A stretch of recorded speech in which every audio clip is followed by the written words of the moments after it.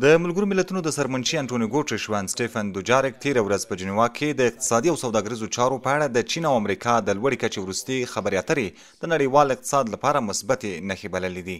امریکا او چین د دوشنبې په ورځ وویل چې دوی د متقابلو تعرفو د پام وړ کمولو لپاره یوې موافقې ته رسیدلي دي. واشنګټن او بیجینګ هڅه کوي چې هغه سوداګریزه جګړه پای ته ورسوي چې نړیوال اقتصاد یې ګډوډ کړی او مالي بازارونه یې لړزولي دي.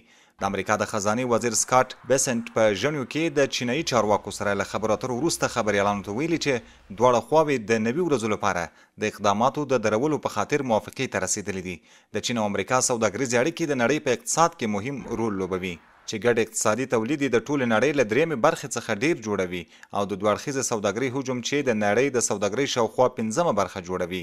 نړیوالو ادارو لکه IMF او نړیوال بانک په وار خبرداری ورکړی چې محافظت د نړیوال اقتصادي بیا رغونې لپاره یو لوی ګواښ دی. په دې شرایطو کې د چین او امریکا د خبرو اترو وروستی پړاو د ثبات او ډاډمنتیا لپاره ډیر مهم بلل شوی دی.